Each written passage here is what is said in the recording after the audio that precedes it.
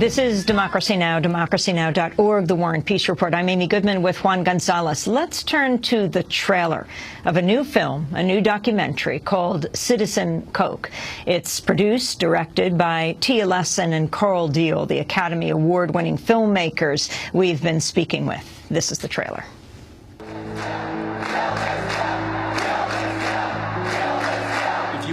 At how the wealthiest interests are warping politics, there's no better place to look than the state level.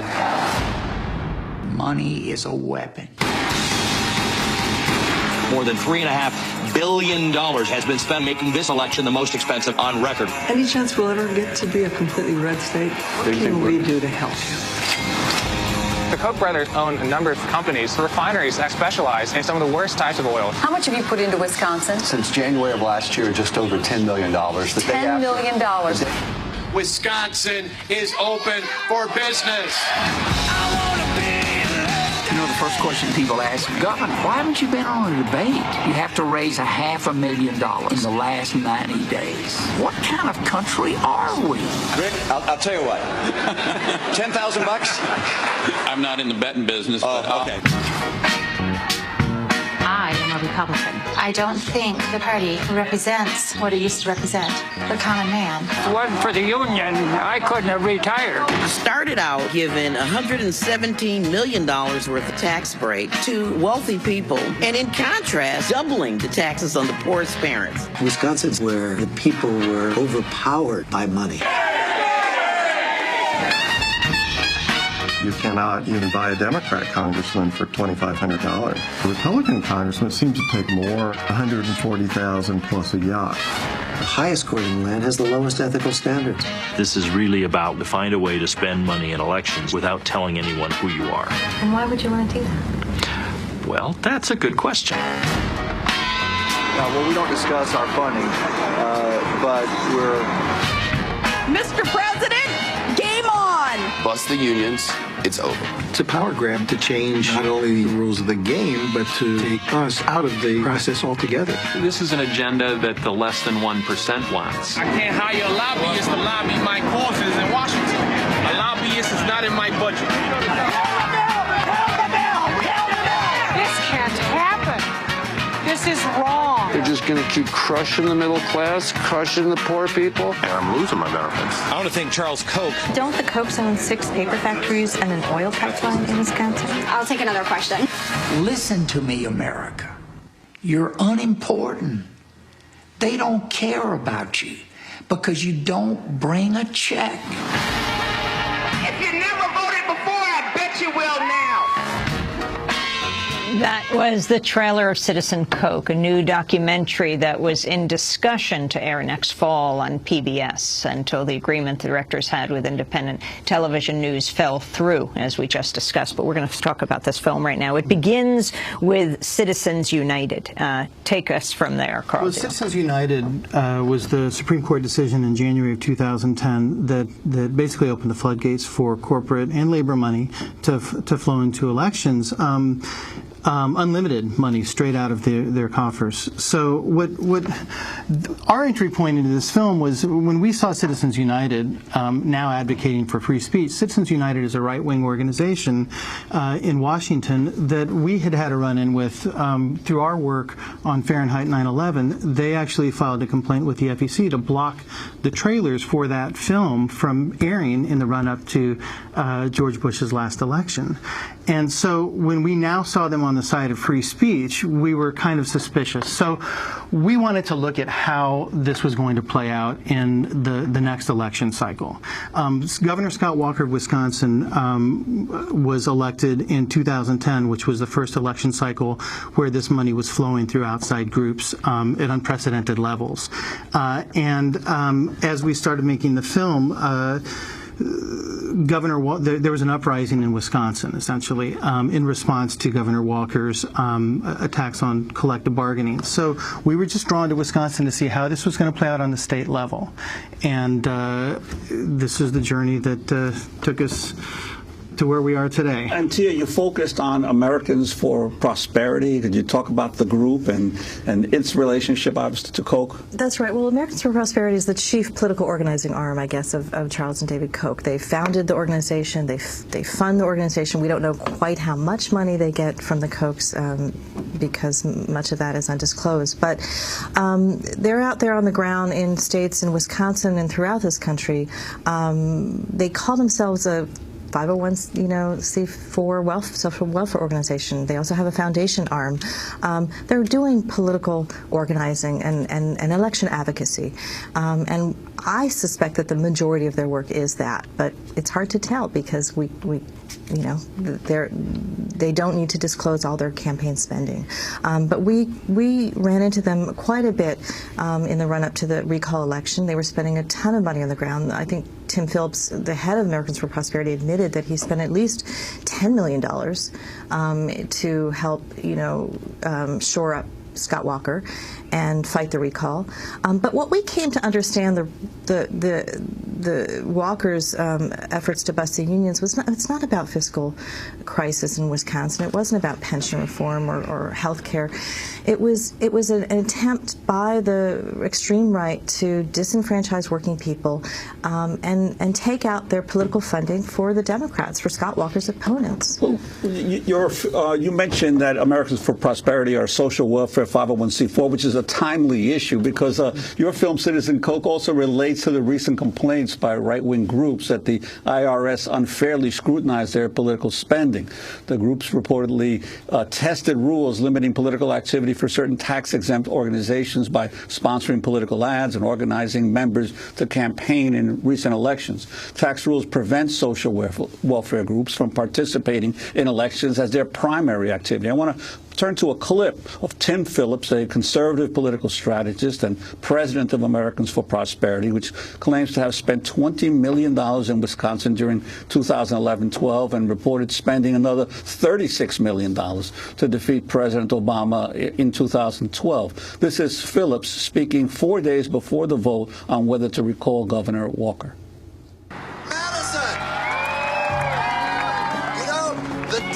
Of the liberals, of the left, having this massive infrastructure that overwhelms us are over. It's a new day. Today, you are the model for the country. And what we're saying in Wisconsin, through the Tea Party and Americans for Prosperity and everyone else and all of you, we're saying to every governor and every state legislator, if you do the right thing, we got your back. We'll be there for you. We'll deliver the message with you. Frankly, we'll raise the money, and it takes a lot of it, but we'll raise it, and we'll put up TV ads and radio ads. We've got your back. That was Tim Phillips, president of Americans for Prosperity, speaking 4 days before the vote on whether to recall Governor Walker. This is another clip of Phillips from the film Citizen Koch.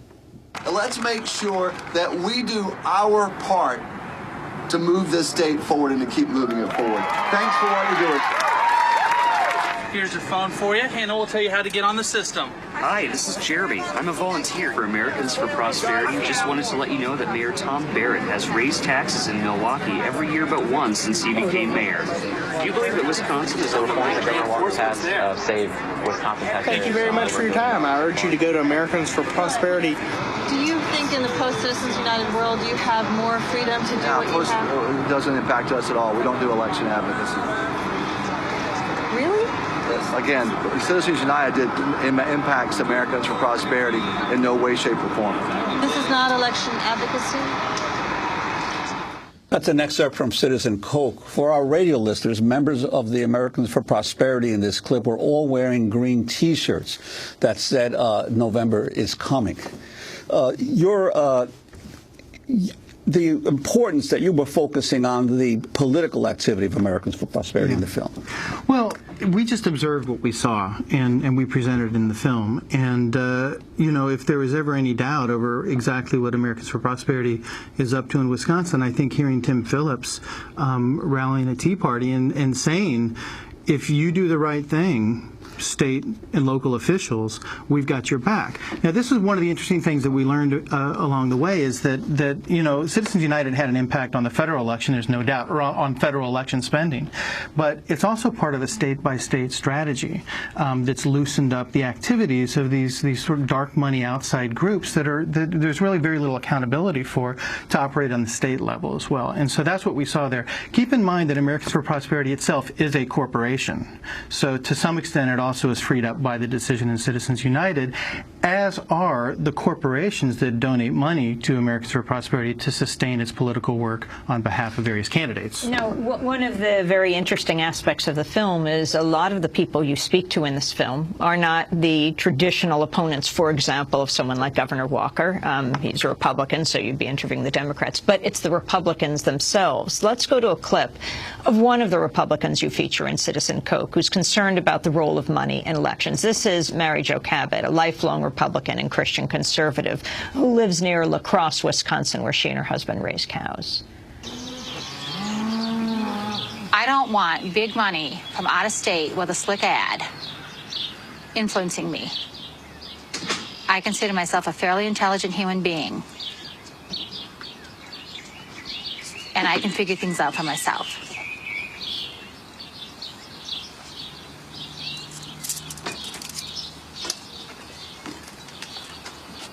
You up for petting tonight?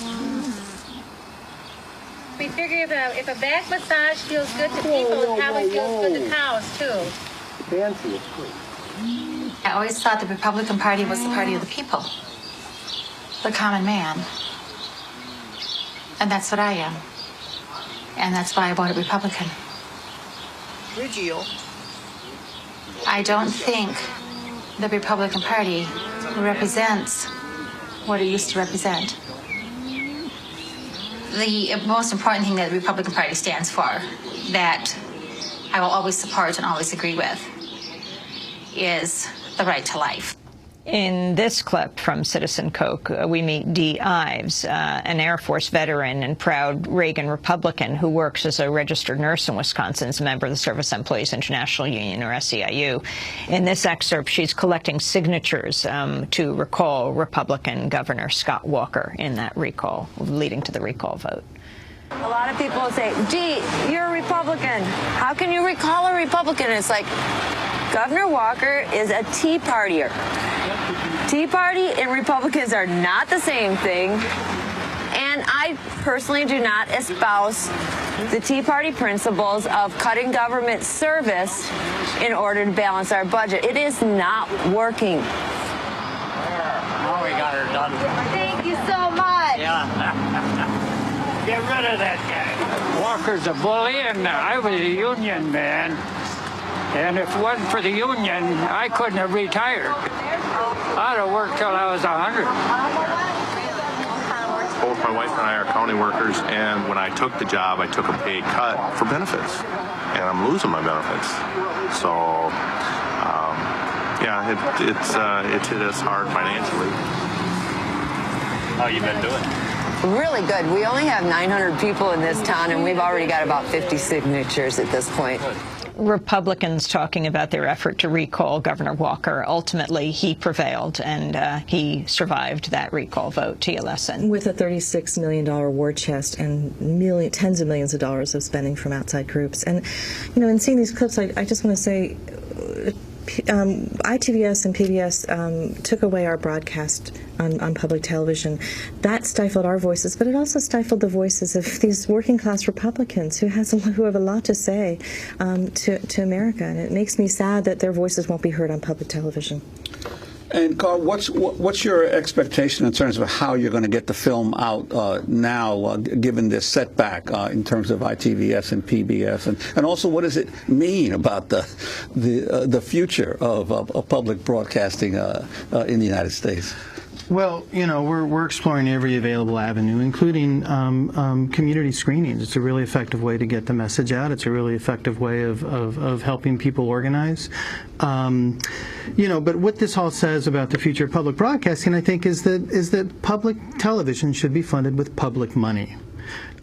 There's more accountability there. You know, every time that a politician goes after Big Bird, there's a public outcry, you know, probably often from working parents who need that hour of quiet time in the morning with Sesame Street.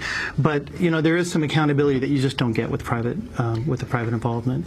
And that's not to say that people shouldn't be making their pledges and making their donations and participating in the conversation in that way, but it certainly shouldn't be beholden to private interests. I wanted to end with the statement issued by the Koch brothers in response to how Jane Mayer reported on what happened to Citizen Koch. Jane Mayer, who wrote the piece in the New Yorker. The statement said, when Ms. Mayer called Koch for comment a few days prior to publication, she made no mention by name of the film Citizen Koch, which she discusses at length in her piece, relying in part on comments from far left-wing propagandist Michael Moore. Instead, she simply referred to a documentary that had been under consideration at WNET. We did not know what film she referred to, and had she been forthright and direct and asked us about it, we would have told her that Koch made no effort to dissuade WNET or anyone else from airing it. Your final comment, Tia Lesson. Well, it's just like how they operate in our electoral system. They give a lot of money. They don't have to specify their demands. The politicians know what their agenda is, and they serve that agenda of the Koch brothers. And the same thing goes with public television, apparently. They make their contributions, and the programmers pay attention, and they make their programming decisions based on that. It's really sad, but I think Carl's right. We just need to advocate for more public monies for public television. Where will Citizen Koch air?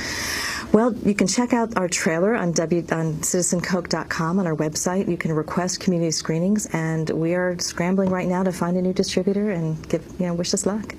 Well, I want to thank you both very much for being with us. Tia Lesson, Carl Deal, Academy Award nominated filmmakers for the film Trouble the Water, their new documentary, Citizen Koch.